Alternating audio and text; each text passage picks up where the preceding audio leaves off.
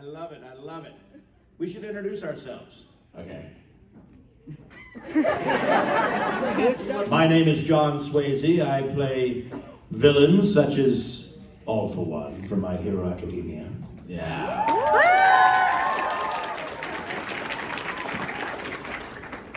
Gendo from Evangelion. Hohenheim from Full Metal Alchemist. And I'm not a villain, but I do play, who do I play? I play a lot of bad guys and a lot of dads, and sometimes they're the same guy. But I'm like Kent. I am, we don't have that younger, tropey anime voice. I did do one. There's a an old show called Kaleidostar, and it's about like a Cirque du Soleil type of thing. And I played Ken Robbins, who was the young, idiotic doofus. And he was like, "Hey, Sora, how are you?" And I just remember, this was even years ago, I just remember there was a comment that came out like, "Kaleidostar is a delightful blah, blah, blah, blah, blah. We love this show. However, there's one blemish. John Swayze as Ken Robbins is awful." No. That was his villain. No, but that's, you know what that told me? It was like, then I will turn evil. See? And destroy everyone. His villain origin story. You got bad guys, and I know they're going to say this, bad guys are way more fun to play. Oh, yeah. Anyway. I'm Kent Williams. In My Hero, I am Mr. Compress.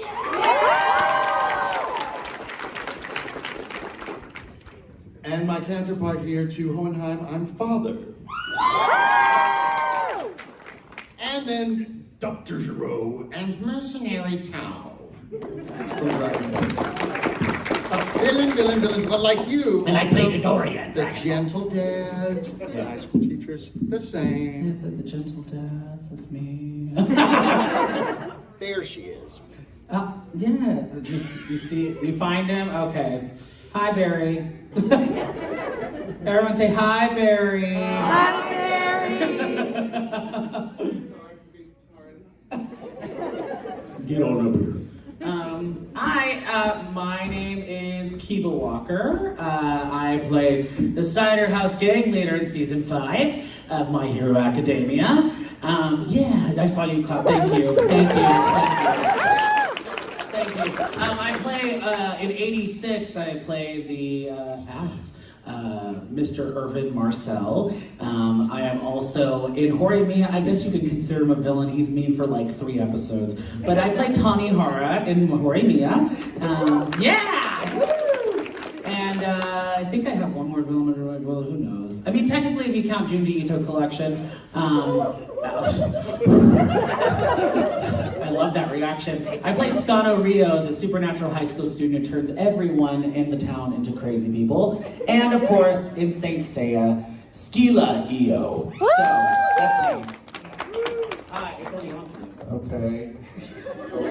My hero villain? I just did all villains that we do. Well, I don't know. My very first role ever was on the ever so popular, some of you love it, but Dragon Ball GT. I know, I heard. But I played an adult Takio, the first ever for Funimation. Little demon and Sully, there's not really a villain. But Clay sometimes went a little villainy. And, but in My Hero, I'm not on the series like these other people, but I am Sam in My Hero Academia 2 Heroes, so kind of ends up. Thank you, I love it. Even tardy. Yes. Am I supposed to say something? No, I think. Okay. Trust me, if you can shut me up, you're gonna be. I was like, is this supposed to be like a Q&A or? That's what I was wondering. I was looking for the mic out there. I was like, I don't see one. We have a wireless, another, no, never mind. Well, do you have You a want me to go down and be the guy? your thing that you do all the time. Hang on. Are you all familiar with Ashley Furniture? You ever Yes. My wife and I bought a bed. Yeah, so we thought 25 years of marriage, we should have a bed by now. Yeah. And no, we bought a bed in this stupid supply chain snafu we're all in. We bought it back in October. It is now being delivered next week. No more sleeping standing up. So I just texted him, I just got the word, you know. Go ahead. And it's funny too, because I finally called and I said, hey, listen, I don't know if you know who I am, but I will destroy Ashley Furniture. Actually, I said, I tell you what, when do you think you'll have it? Because the date kept getting moved back. And I said, all right, the 15th it is. But know this, if it's not here on the 15th, I will cancel the order. 2 minutes later, I got a text, your furniture will be delivered on the 15th. Intimidation. Anyway. Oh, I did. Or you guys can, if you have a question, you just shout it out Yeah, here. you be nice and loud. Yes. Oh, Wait, hang on. We got to do a raise hand. raise I your don't hand mean though. I don't mean just shout it out, like raise your hand. In fact, I tell you what, all at once, everyone shout your question at the same time. Okay. So we have a question right here in the front. Yes. Oh, I go. Okay. What was the most fun scene for you guys to record in My Hero? When I kicked All Might's ass.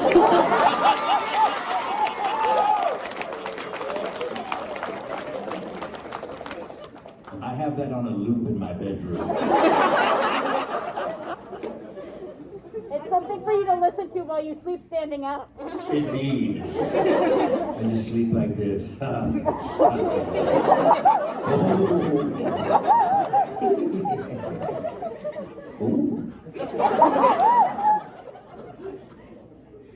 Mine's not dying, just losing the arm.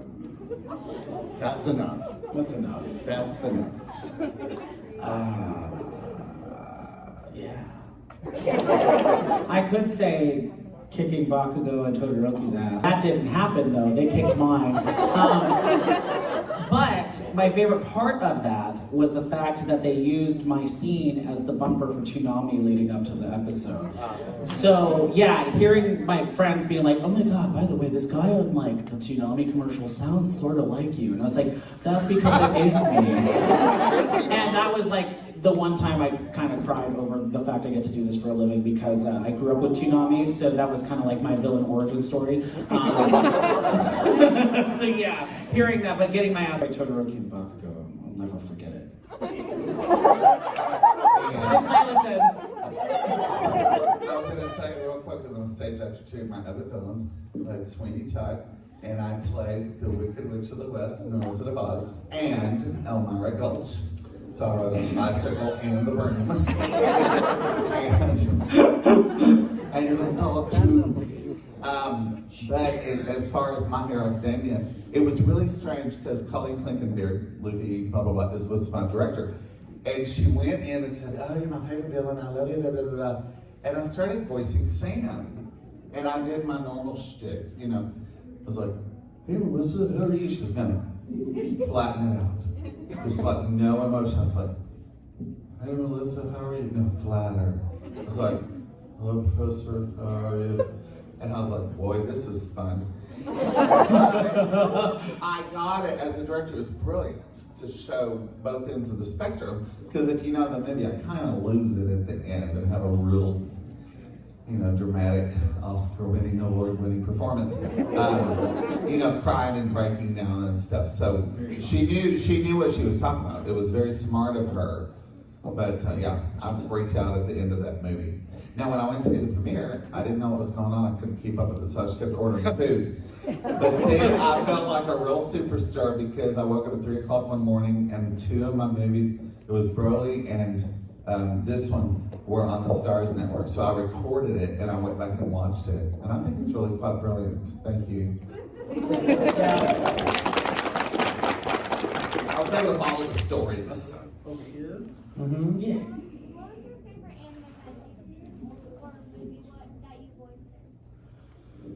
Favorite anime or movie that we voiced in? All of them. I finally decided mine was Little Demon and Solitaire. Yeah.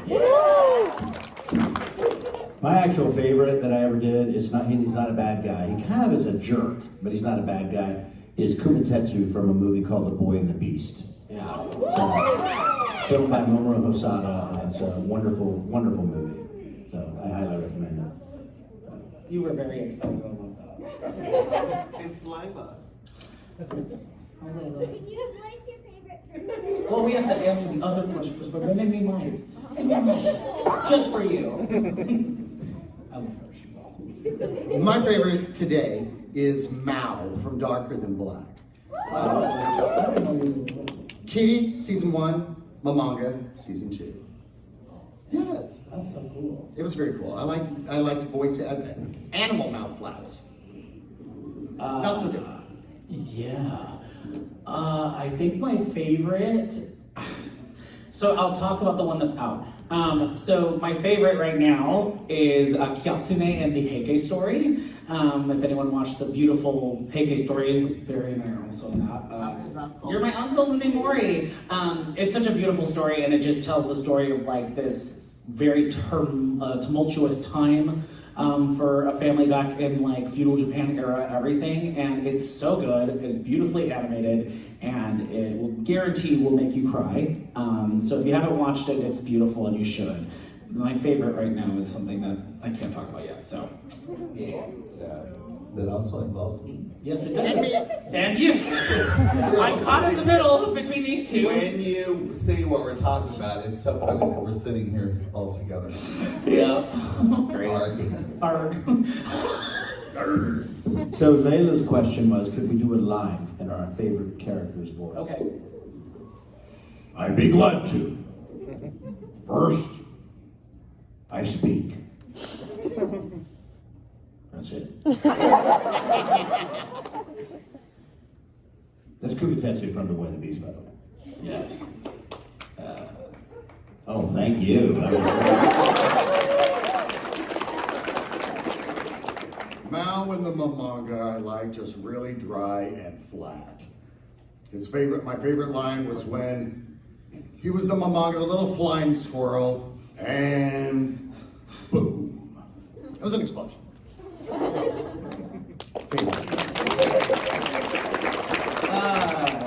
So You ran them off. yeah, I ran. That was it. My favorite. Okay, I'm trying to remember a line of Heike story Kyotsune. He goes. He says, "What's even worth living if we just keep getting chased out of our homes? It's like going on a never-ending circus of death." Made me cry. So that was that. So I've been doing Little Demon all weekend, so I'm You going to have? choose a different one. Oh, thanks. I thought I was going to die there. Perhaps I could trouble you for a cup of warm soup. Chicken noodle will do. This is a long play. Beautiful. Sure. How do you feel about like the characters you voiced in MHA? Like, how do you feel about their personality? How do we feel about that? Well, I mean, you know, it's funny when I'm at my table and somebody walks up and goes, "So you play a lot of bad guys and a lot of dads, right?" I'm like, "Yeah." And a lot of, like I said earlier, a lot of them are the same guy. They're like, "So as a dad, who do you identify with the most?" And I'm like, "Well, I like to think I'm not an ass." You know, Gendo will throw his son into a dumpster fire without thinking about it, you know? Like, I'd like to think I'm a little better dad than that. But, so, for me, I just, I usually just try to find out what I can about the character, and then, as an actor, you go for it. But it's not I'm not having some transformative experience in the booth where I'm like, I've become all for one. So yeah. I like it compresses theatricality for one, but as an alter ego, he gets to say and do the things that I would really love to say and do. Beyond even compressing anybody very small, but just to murder. We all have the urge sometimes. But few of us act upon it. Yes. As we should. Yeah, totally. It would be very interesting to go through life without any care whatsoever of consequence. True. Without any fear of like, oh, I can't do that. It's like, no, I don't care. I'm going to do what I want to do. And we just, you know, because we're decent human beings, we don't, well, more or less. But we don't do that. Yeah. I think I can, if I was to be one of my characters, besides living inside people's heads, I would probably be the character of, I can't believe I got, to be William T. Spears, to be a sexy nerd with an attitude. I was several years ago. I mean, like, I look at all my characters and there's a couple that I really relate to, but like, when it comes to the characters I don't like, why would you pick me? I'm so kind. I guess I act well. I guess. So no, I know. Thank you, Barry. But no, I think definitely working on 86 was a very unique experience because that show, if anyone's watched it, it's very dark.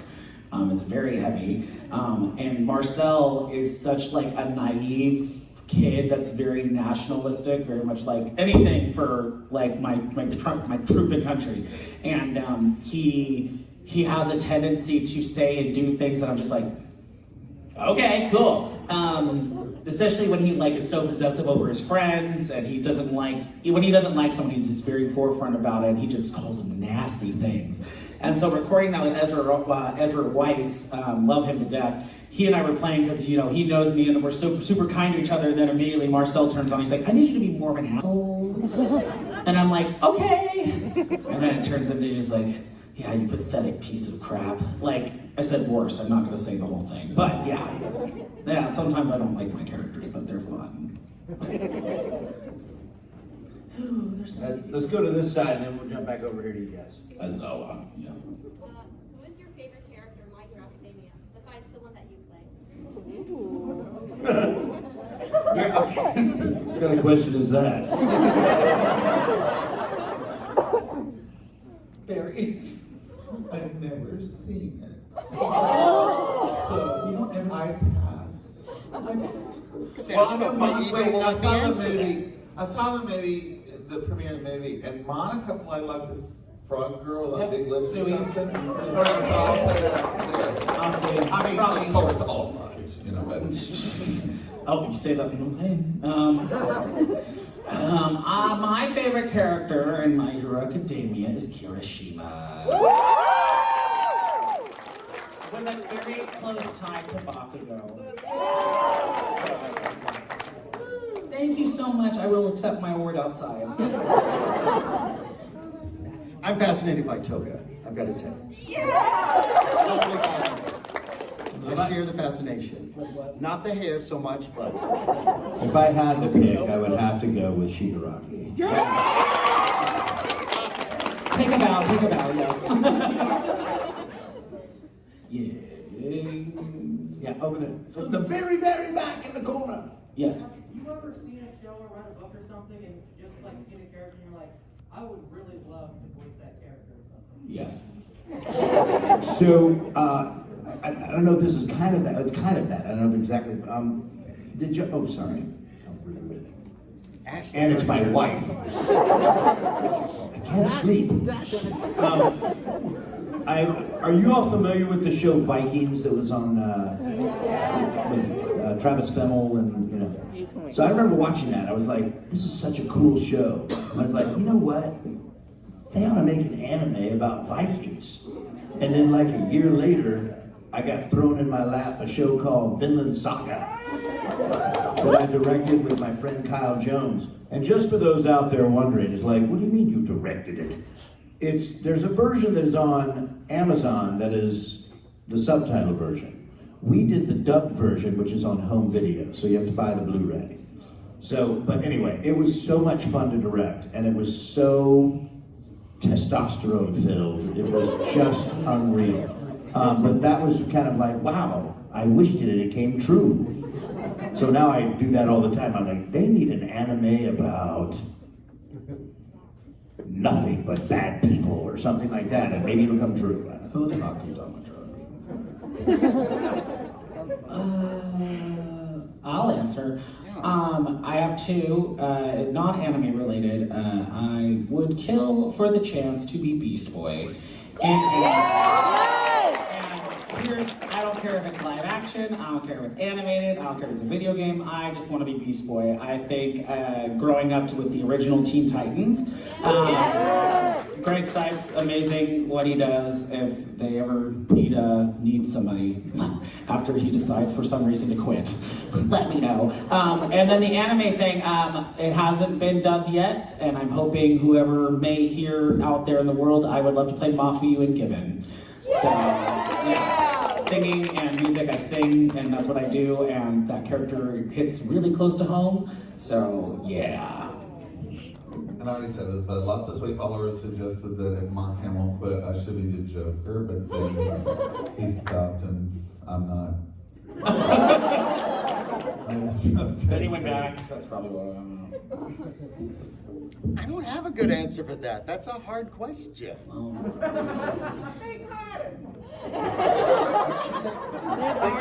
caught her? That's what she said. Oh! No, that's what she said! Oh, get your mind out of the gutter. That's exactly what they saw you then. And question back there. Oh, I'm sorry, what? Say that one more time. Favorite student from UA. So, anyone at Somebody with a Japanese name. Besides the ones I said? Okay. Tamaki Amajiki.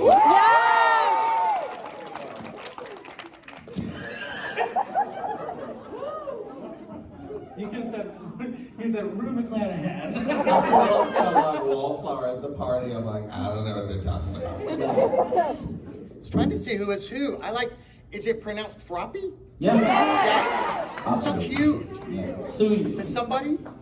I know I saw it. There's no Froppy in the room? It's a little rib. Oh, that's what I said. The frog lip. Yes. Monica's. Okay, let's go to this. I don't have anyone. I don't like anyone in AU, whatever it's called. Yeah, right in the back there. Yeah. Okay, so I have one question for one person specifically, and I can't say their name, but it's like the one sitting in the third tower. Oh, hi! I had to do math. It was really hard. Okay. I didn't know if we were reading right to left like manga or left to right. Hi. What's up? Targeted towards me. How do you feel that you made me cry in the movie? You made me like sob. In what? She says in laughter.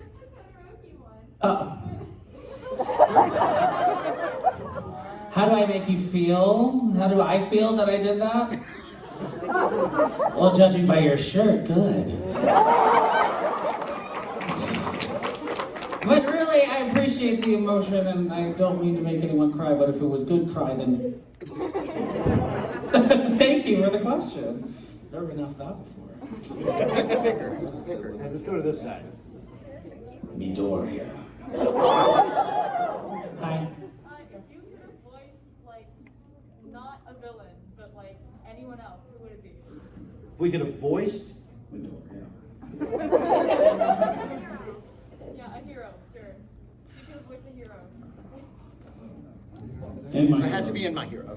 Yeah, Barry. You understand, Barry does not watch at all. No. Just say that one. The one with the weird hair. 80-20 chance. Midoriya, yeah, 100%. In fact, there's a fun story. I moved to Texas 4 years ago, and My Hero's dub, like, literally was just, like, kind of starting-ish. And I moved, and my friend gives me a phone call, which at that point nowadays, if you get a phone call, that's kind of scary. So I was like, what's up? And he was like, oh my gosh, are you in My Hero Academia? I was like, no, I'm not. And I was like, why? And he's like, well, you literally sound like Midoriya. And I said, huh? And I listened to the dubbing and I was like, oh. And then ever since then, I've been compared to Justin Briner. So that's fine. But, fun fact, I'm in it now. So there's that.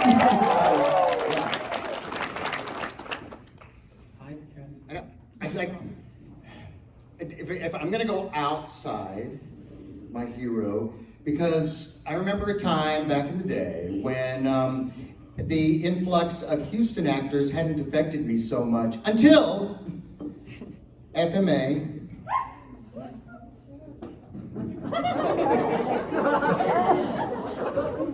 And wouldn't you know, one of those guys got my character.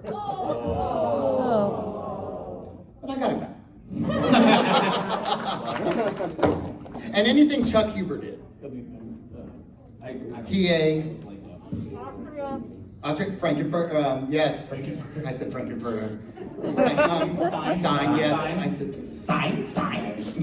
All the characters that people thought I was, but I could not sign for, unfortunately. Yeah. But I would so rather take a ice pick and ram it into my forehead than play a hero. He's really smart. Yeah, like a true villain. That's why he is the main bad. Yes. How about you? This is more a question for John. That's why I picked you. As the voice actor for All for One, how do you feel about the fan theories about All for One being Decker's dad? I love this theory. Well, let's just say All for One gets around. And on the next episode of Maury.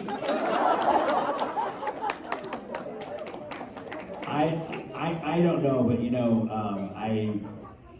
I think that the next season is going to be huge. Yeah. And what happens and what's revealed and all that kind of thing.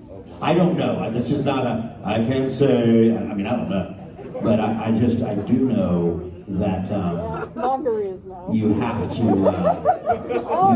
know that, if I may say so, shit's real. It's gonna get real fast.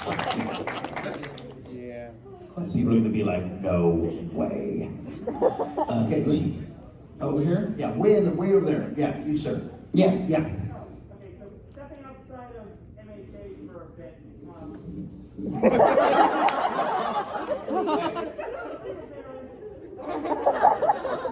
Who would you say is the most evil? Out of all the characters we play? Yeah, like who would you consider to be the most evil? Oh. I'll go. And this is the only series of mine that I've seen the whole series. It's only 12 episodes, so I can handle it. I shouldn't say this, but I always forget my login for the Funimation account they give me, so I just watched it all on YouTube for free. Have you heard, well, ago you said Frankenfurter, have you heard of SSSS Gridman? Yes. If you haven't, you should. And the last episode, your jaw will hit the floor, and no spoilers, but I was like, what? So they, Cliff Chapin, who is in My Hero Academia. Yes. My time he asked me, I'm trying to wrap it up to why I'm here. Cliff Chapin, he asked me if I had the time or the interest in playing, and he described this cheesy 90s live action in which Tim Curry played the role that I would play, whatever. And I said, yes. And so he was all excited about it and complimented it. But I don't normally do impersonations of characters, but it turned into not just a nod to Tim. And I've known him for a while. He's done a good help, bless his heart. But, so I play this character named Alexis Carib, and he is very evil. And the girl, basically summons me to make kaiju to, kill her classmates on a field trip and stuff. So he's very, very evil, and he doesn't have any flaps, and so it's just light, so it's easy to flaps like mouth movements. So he's just like, oh, what a fabulous evil idea. And that has to do with My Hero Academia because of Cliff Chapin. And asking for that. I totally forgot about this character, which I actually really like. This was like my first true villain besides like the usual villain trope. I played a character named Jade in Magatsu Warhide Zurst. And Magatsu Warhide, if you haven't watched it, is based off a mobile game, and it's fantastic. The anime is really cool and stylistic. It reminds me a lot of like a weird, like futuristic Bakano. It's really cool. But I play this character named Jade, and he is very evil. And it's funny because when I got the role, I wasn't sure exactly of how it was going to play out. And I remember the first episode that you see him, he's very much like, well, what we do here doesn't matter to you now, does it, honey? And he's just so flamboyantly like that gay, which I love. But he is not a good person, like framing people, shooting people. And I was like thinking, like, who's more evil? Is it like, do I go with Irvin Marcel from '86, or do I go with this? And Jade is definitely worse. So if you haven't watched it, Magatsu Warhide, it's great. Scoutmaster, Shin-chan. Oh, Gentle guy that leads the children into evil, I think. leads the children. Yes. I was like, I All the haven't seen Shin-chan. All the children. And I was clone of him on Shin-chan, so he's evil. Little. My favorite villain actually is a female. And it's in a show, she's in a show called, her name is Ai Magase, and she's in a show called Babylon. Yeah. If you've not seen it, I highly recommend it. But it's about this bizarre, like, there's this girl who has the ability to make people, one scene where she's torturing the hero who's trying to track her down, and she's got his girlfriend in a room strapped down to a table, like spread eagle kind of thing. And she's going and she's got a video camera and he's watching the video. No idea where they are. And there's nothing he can do. And I mean, this is where it goes. She's like, you know, life is very funny and it's just so bad. It's too bad we can't meet really because, and then she proceeds to hack his girlfriend. And it is like, when the actor that came in, Maggie Flecknoe, came in to do it, she was, I mean, like we finished that session and she was like, dude, I will kill you for hiring me for this job. But she did an outstanding job. Pardon me. She did an outstanding job because she had to be so flippant about the whole thing. And it's just pure evil. So, yeah, glad I could bring the room down on that. Questions? We'll get right to the back there and then we'll move, yeah. So, any characters that you didn't get to spend a lot of time with voice acting, which character would you like to voice again? Oh, a redo? Like we had to go back and redo it? Or just continue on with it? So if there's a character we didn't get to spend a lot of time on in the beginning, and then we get to come back to it, what would that be? Yeah. And do more? I felt cheated the first time we recorded Fruits Basket because it was so beautiful and it was so short. Because we had done Dragon Ball, Yu Yu Hakusho, and then Fruits Basket, which was completely different. A completely different type of genre. And then with it, of course, we had the 3 seasons, but then again, it just kind of stops. It's like they were just getting right to it. Hattori was about to have, you know, a real life love interest, and it was just like enough to believe that that's what would happen eventually. I could do Hattori forever. I would love to do more Christmas Rose from Beaufry. Beaufry, I don't want to get hurt, so I'll back out my defense, the long title, because he's so stupid. And those characters are the most fun because it's just ridiculous. And like, I come in one episode and do it, and I'm like, cool, and then I disappear. And then like 6, 7 episodes later, I come back and I freak out again. And then he's just gone. So I was like, oh, I hope that they bring him back. But definitely Cider House. I want him to come back in My Hero, because, yeah. That's fun. For me, I was actually asked about it. We get asked this a lot, but I would say, really, what I just have a urging to do is do more Undertaker from Black Butler. don't know if there's something coming or not. You know, again, there is. Wait, Peter. Please God. Show coming out, but there's so much more for the character. Oh, right. God, hope so. Yeah, no, that's okay. I mean, a lot of times, though, the fans know way more of what's going on than we do. And then Barry alluded to this earlier. I mean, you know, literally, guys, we get called, we show up in studio, and we're there. You know, Barry said, you got to be good at cold reading, and he's absolutely correct. We don't have, like, here's your script, go look at it for 2 weeks and come back. It's like, walk in, do it, you know, and you've got 2 hours, and let's go. It's like when you are looking at a recipe for the first time, you know, or how to take medication. I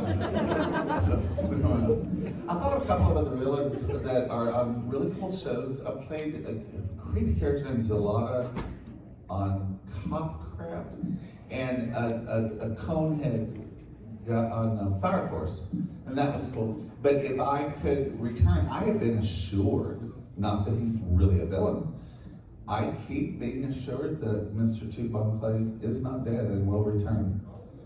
But it hasn't happened yet. So I'm ready on One Piece. Yeah. Yeah, you've had your hand for a while. Yeah. Could you share about the My Hero Academia call when you found out that you were going to be a part of the show or movie? Dude, I will tell you. So you see, you probably can't see it, but there's a screw in here and that holds these glasses, the little frame again. My wife knows less than this screw about anime. The screw knows more. And I know just a little bit more than that. So, certainly back in the day, and not as much now after the pandemic, but we would show up at the studio and it'd be like, you're going to this studio for an hour, then you got a 30-minute break, and then you're gonna go to that studio for 2 hours, and then you got a lunch break, and then you're gonna come back and go to this studio, and you're just kind of going back and forth, ping-ponging around, right?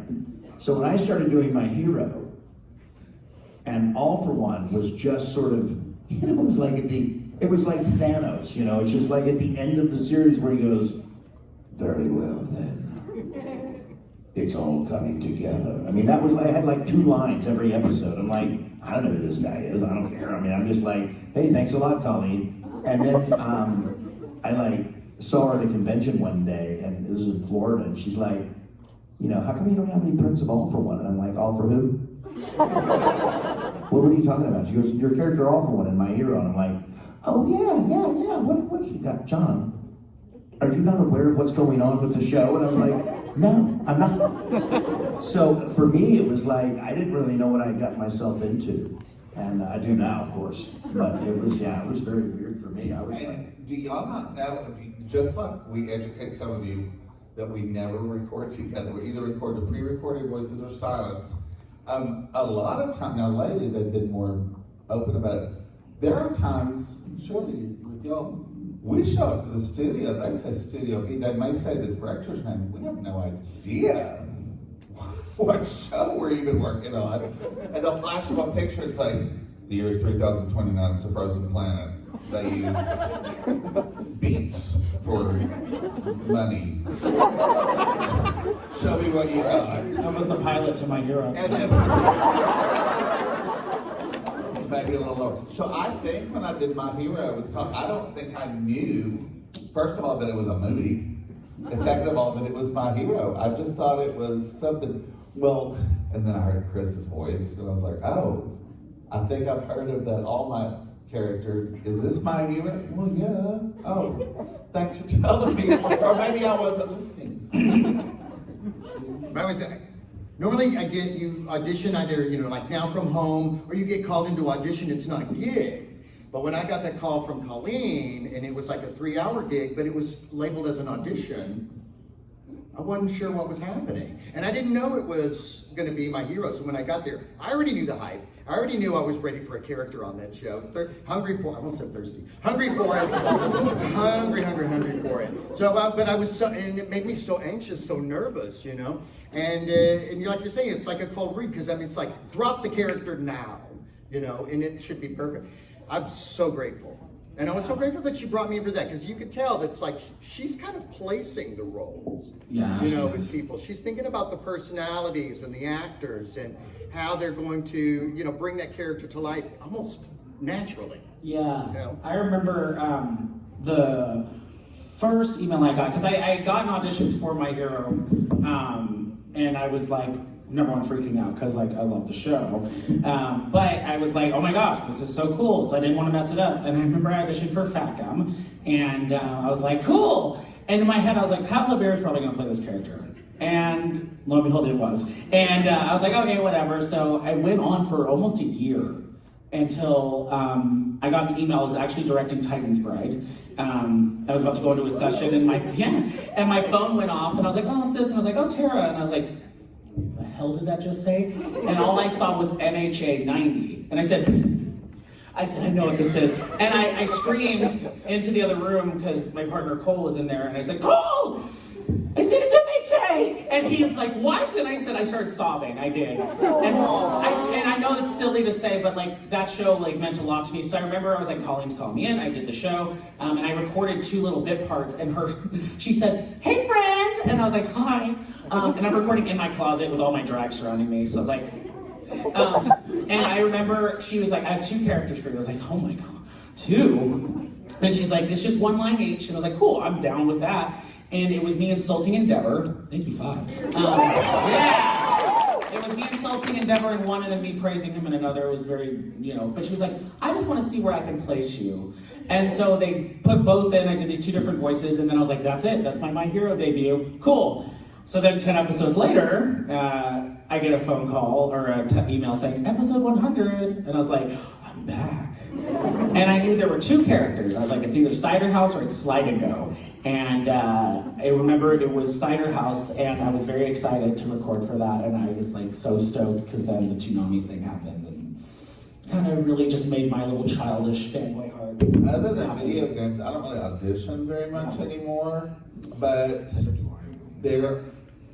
it was weird for Black Butler, and I knew nothing about whatever. I had been on shows with Ian Sinclair before, a little show you might have heard of. It was so cute, called Space Dandy. It's so cool. I was the underwear alien, Sunny Strait was the Westin alien, and Ian, you know, was Dandy. And he called me in, and we had never met each other, but we heard each other's work, and he was so sweet. And he said, so we have this show, it's got to be the perfect cast. So we're going to read you for this character named William, but don't be offended if we go with someone else. It has to be just the right guy. And it's a paid audition. Now, maybe y'all live a different life. That's pretty rare. That's rare. I mean, we normally don't get paid to audition. And so he was so sweet, and I jumped in the booth, and I knew nothing about it, so I was like, well, whatever. I mean, if you don't use me, I don't care, I'm getting paid. And he said, here's the guy, and he's got glasses, and he's British, and whatever. And he said, just give me a couple of lines. And I said like one sentence, he goes, oh yeah, you're William. So I landed that part and got paid to audition. And he was talking about if he wanted the Undertaker. Oh my word, I'd be in heaven if we did more Black Butler. Yeah. Movie, series, whatever. They said give us the 5 minutes, and so I guess lightning Before round I turned questions. 90. We got like one more question. Yeah. It's like super urgent right there. I can't Yeah. stand it anymore. Yeah. Yes, me. Yes, me. This is for you, actually. Oh, perfect. Really? My favorite like anime of all time is Fruits Basket. I love Hatori. So this is so cool that you're right here. How was playing that character? It was amazing. I mean, at that time, like I said before, like that was the first time we were doing a show that didn't involve fighting and hurting our voices. And that show's super special to me because in the original, my son played young Kyo. He was one of them. Adam was casted at the age of 12, around the same time that they cast Aaron Dismuke, you know, and they were all children. And that was unusual because usually it's the Leah Clarks and the Monica Rios that played the children. So that was super special for me for that, and still is. Unfortunately, he's 30 now and cannot voice match himself. You know, and I must tell you that it's very special. My daughter, Olivia Swasey, is a voice actor, and she's starting to make a little name for herself. In fact, she was just in our home video version of Kaigagururi. And she's really awesome. And I will tell you, apparently we were I went in to voice a character, and she went in to voice a character in the same show, and the director said, Olivia, I'm very sorry to have to tell you this, but there is a love scene, and your father plays the other character.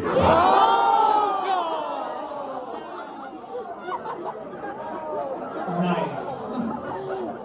But we are actors. Yes. We're not in the same room. It's okay. And it wasn't anything super gross. I mean, like that's not gross. But I mean, it wasn't like a love scene. I mean, it was more of an implied, like, you know, whatever. But it's like, just the way she's like, I got some bad news, Olivia. Your father plays your love interest.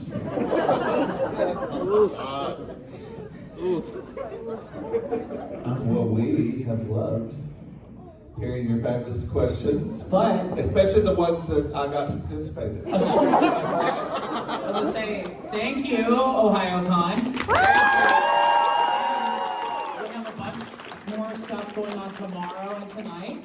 I don't know if y'all have any more panels tonight, but I have a Q&A tomorrow, and we have autographs all tomorrow. And so if you're here, come say hi. Thank you guys for Thank you playing. guys. Thank you. And remember,